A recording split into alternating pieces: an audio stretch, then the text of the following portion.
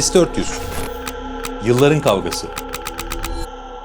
Türkiye'nin yıllardır vazgeçilmez gündemlerinden biri ama artık gündemden çıkıyor. S-400'le. Ve bu saatten sonra bizim için bazı önemli sorular var. S-400'ün yokluğu Türkiye'nin güvenliği açısından bir zafiyet oluşturacak mı?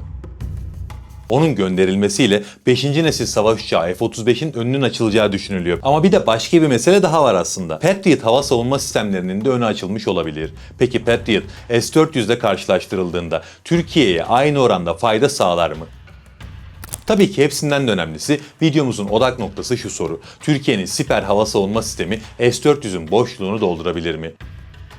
Bugün Aura Sebilon sponsorluğunda bu önemli soruları cevaplıyoruz. Türkiye'nin lider su arıtma markası Aura Sebilon Unique sunar.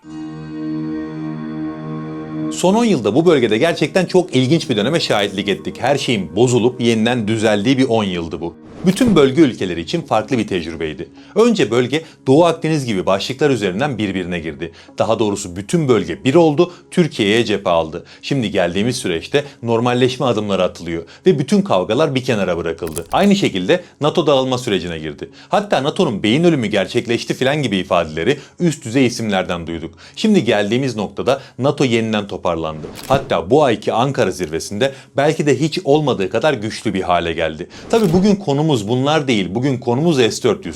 Türkiye Batı ile sıkıntı yaşadığı dönemlerde Rusya'dan S-400 hava savunma sistemi tedarik etmek zorunda kaldı. Bu yüzden ilişkiler tepetaklak oldu. Ve şimdi Türkiye S-400'ü gönderiyor. Hatta belki de gönderdi. Ben bu videoyu hazırlarken daha açıklanmamıştı ama Körfez'e satıldığı söyleniyor ve ilişkiler tekrar düzeldi bu şekilde. Hem de hiç olmadığı kadar. Tabii burada konuya geçmeden bir şeyin üzerinden geçmek gerekiyor. Az önce dedim ki S-400 hava savunma sistemi tedarik edince ilişkiler tepetaklak oldu. Bu işin bahanesiydi. Türkiye o S-400'ü almasaydı da zaten o dönemde ilişkiler o noktaya gelecekti. Türkiye aslında bu süreçte bağımsız politika üretme mücadelesi verdi. Ben atacağım adımlarda bağımsız davranırım diye kurulu düzene bir meydan okudu. Bazı konularda bunu başardı, bazılarında da başaramadı. Ama bir şey var ki artık her konuda Türkiye masaya daha güçlü oturuyor. Yani o süreç aslında faydalı bir süreçti. Ve işte o sürecin kavgalarından biri bugün konumuz olan S-400'dü.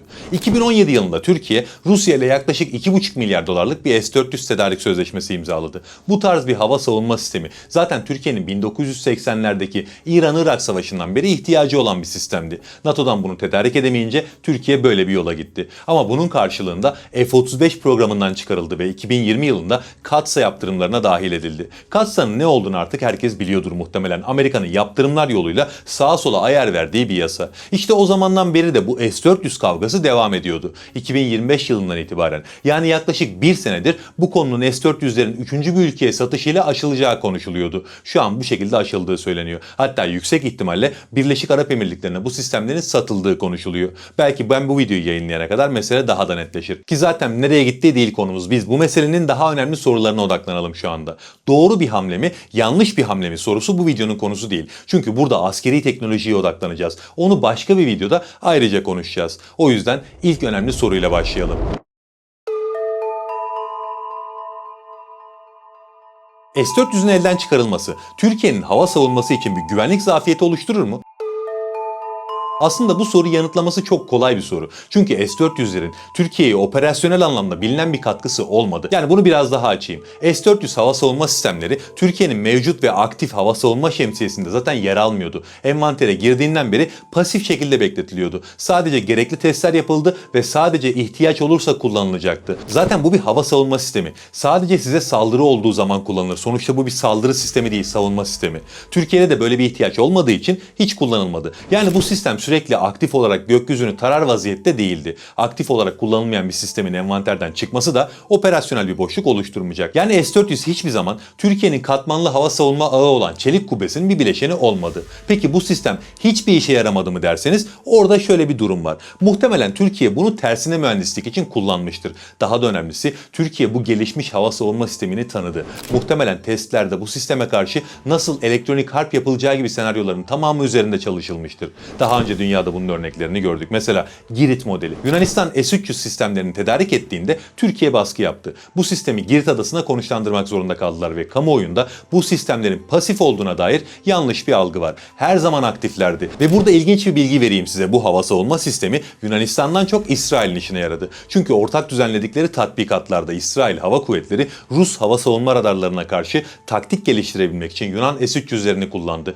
Onların radar frekansları ve kilitlenme yeteneklerini sınadılar ve onlara elektronik harp denemeleri yaptılar. İsrail için bu neden önemliydi? Çünkü İsrail'in Suriye gibi, İran gibi düşmanlarında Rus hava savunma sistemleri var. İşte onlara karşı nasıl hareket etmesi gerektiğini İsrail, Yunanistan'daki S-300 hava savunma sistemlerine karşı yaptığı testlerde öğrendi. Peki Türkiye, elinin altında yıllardır bulunan S-400'leri bu amaçla kullanmamış mıdır sizce? Elbette kullanmıştır. Yani birçok açıdan S-400'lerin Türkiye'de olması faydalıydı. Ve şimdi gelelim diğer soruya. Siper S-400'ün boşluğunu doldurabilir mi? Yani onun yapabileceği işi milli uzun menzilli hava savunma sistemimiz olan Siper yapabilir mi? S-400 gerçekten güçlü bir hava savunma sistemi. 40 N6 füzesiyle 400 kilometrelik bir menzile sahip. Ama tabii bu menzil sadece radar uçakları ya da nakliye uçakları gibi büyük ve hantal hedeflere karşı etkin. S-400'ün bir de füze savunma kabiliyeti var. Bu da oldukça önemli ve Siper'in eksiği bu şu anda. Siper ise farklı tehdit türlerine karşı geliştirilmiş füze ailelerinden oluşuyor. Siper Blok 1 100 kilometrenin üzerinde menzile sahip. Blok 2 150 kilometrenin üzerinde menzile sahip.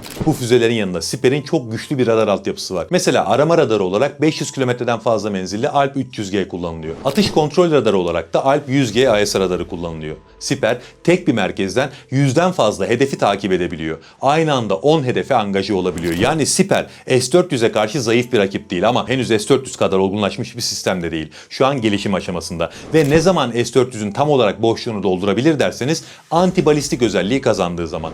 Şu an bu amaçla geliştiriliyor ama tabii ki şunları da unutmamak lazım. S-400'ün radarı çok geniş bir alanı tarıyor. Ama Türkiye için farkındalık açısından Siper çok daha güçlü bir seçenek. Çünkü S-400'ü Türkiye'de NATO'nun radar altyapısına entegre edemiyorsunuz. Ama Siper'e entegre edebiliyorsunuz. Bu yüzden NATO'nun sınırları içerisindeki herhangi bir yerde bulunan bütün radarların verilerini Siper kullanabiliyor. Ama S-400 tek başına çalışmak zorunda olduğu için sadece kendi radar verisini kullanabiliyor. Bu ne demek? Siper S-400'e göre çok daha önceden yaklaşan tehditten haberdar olacak demek. Tabi burada şunu da ekleyelim. Siper'in Alp 300G radarı S-400'ün radarı ile boy ölçüşebilecek menzil ve kabiliyete tek başına sahip.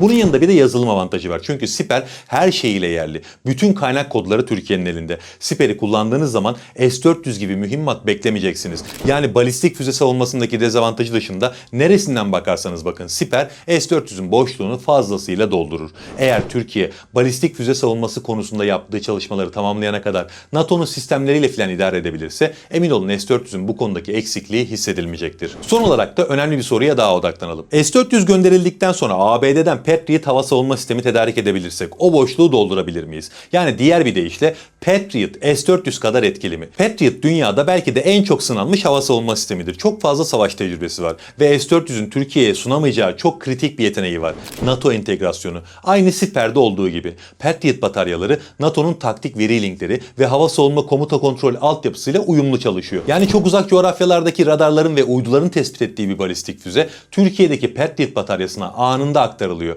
Bu da sistemin tepki vermesi için gereken süreyi inanılmaz şekilde uzatıyor. Bir diğer önemli avantajı da şu. Patriot füzeleri balistik füzeleri doğrudan çarparak imha ediyor. Hit to kill denilen sistem bu. Bunun avantajı ne derseniz harp başlığının havada tamamen etkisiz hale getirilmesini garanti ediyor.